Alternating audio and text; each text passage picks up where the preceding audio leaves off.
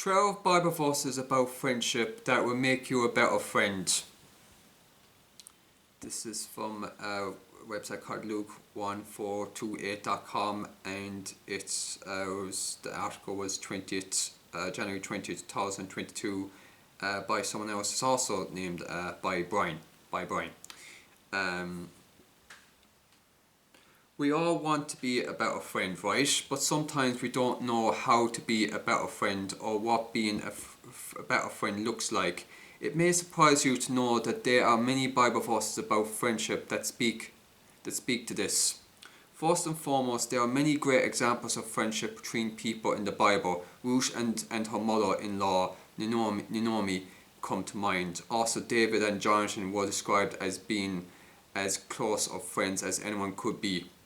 And of course, when we have a relationship with Jesus Christ, He becomes the ultimate friend on whom we can count.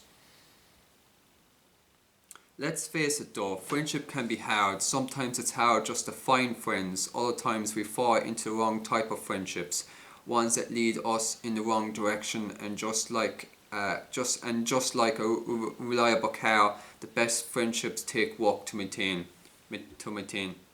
The Bible touches on these things with the hopes of making us find and be better friends. There are many Bible verses about friendship to choose from. Here are 12 of the better ones from its pages.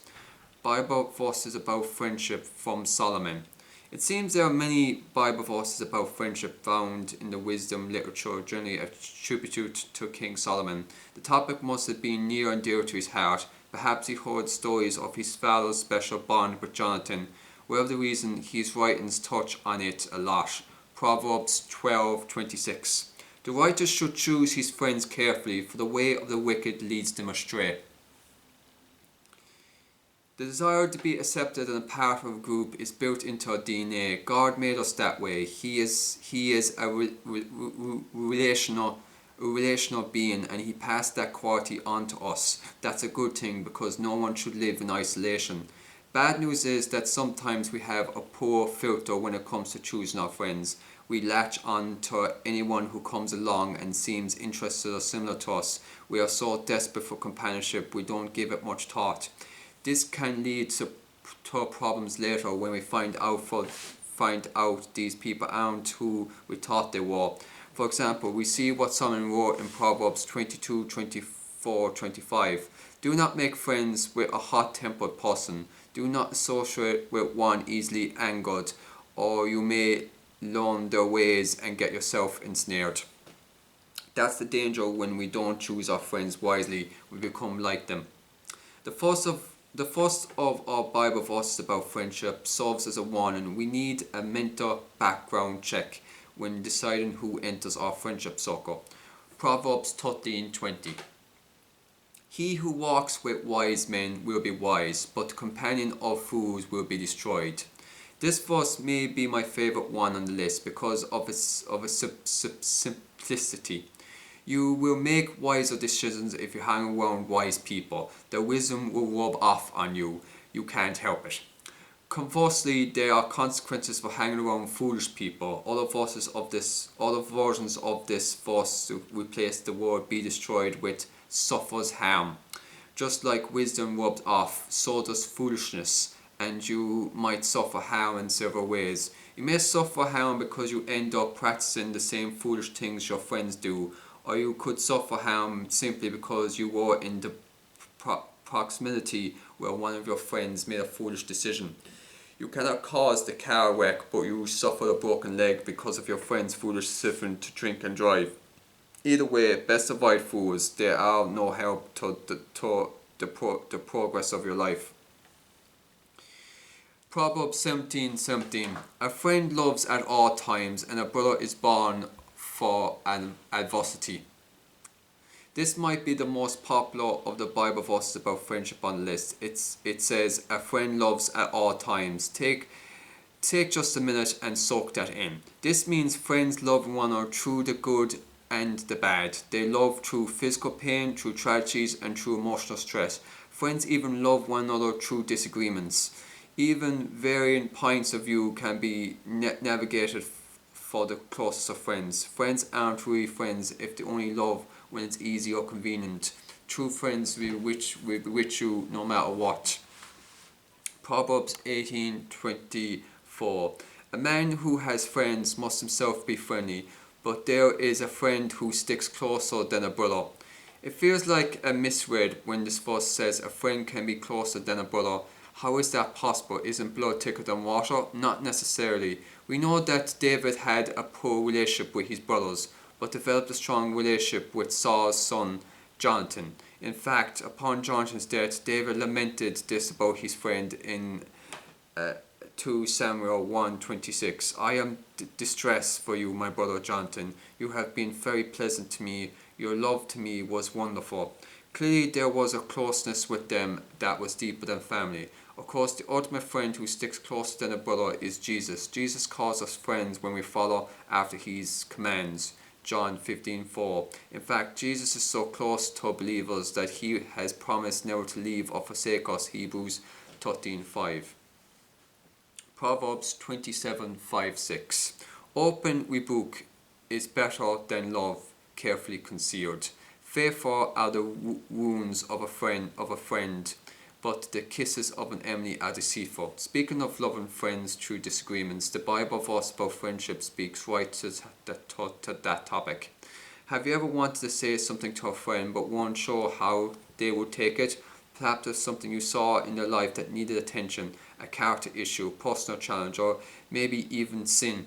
In the end, you chickened out because you were afraid of how it might affect the friendship. You rather overlook your friend's issues for the sake of maintaining the friendship. Even though it will be tough to discuss the issue, you shouldn't fear. This verse tells us that your words, open rebuke, when done with love, are beneficial. They may cause some initial pain, wounds to your friend, but as a real friend, you can really let them continue in their behavior. But as a real friend, can you really let them continue in their behavior? Certainly, there is a balance here. We do point out every little issue or quip of our friends. Wait, do you point out every little issue or quip of your friends? No, of course not. That's why people are our friends. We can overlook some things because they don't matter in the long run.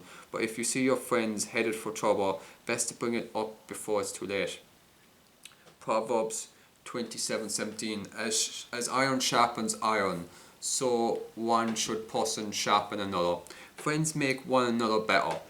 That seems to be the theme of this well-known verse. There is a special bond that occurs between friends and friendships. We lift one another up, keep each other accountable, and make one another feel better. An iron blade rubbed against iron makes a useful tool. It sharpens it, allowing it to complete what it was meant to do. Friendships act the same way. We can spawn our friends on to fulfill their potential. This theme expanded on in the next verse. Ecclesiastes 4:9-10. Two are better than one because they have a good reward for their labours. For if they fall, one will lift up his companion. But woe to him who is alone when he falls, for he has no one to help him up.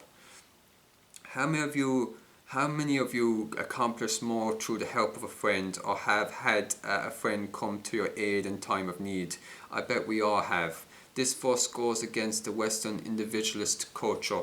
We love to do things by ourselves. How much more could we accomplish if we laid that aside and allow others to help us?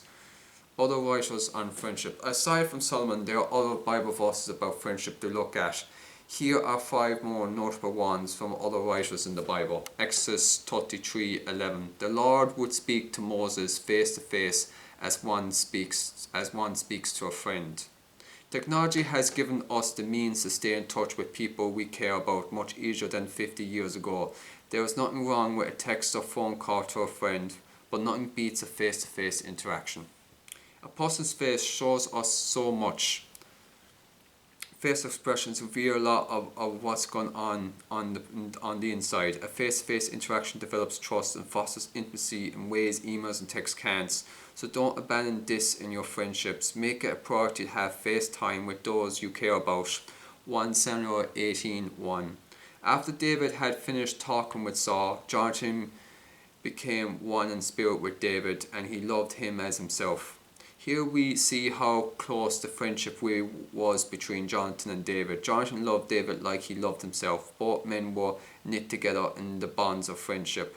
There was nothing they wouldn't do for one another. Jonathan's father, King Saul, was jealous of David's popularity. In fact, Saul wanted to kill David, but Jonathan interceded on David's behalf multiple times. It got so bad at one point that Saul became upset with Jonathan for supporting David.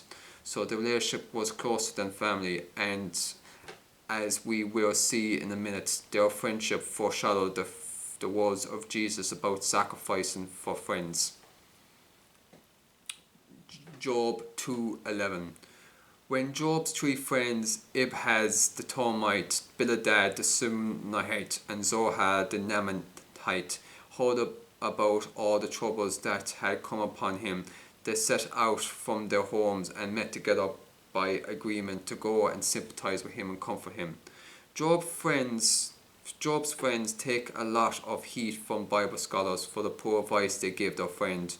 Rightly so, for the advice about his situation was not on point. However, we can at least give them credit for this. When they heard about Job's troubles, they came as a group to mourn with and comfort him. They showed up.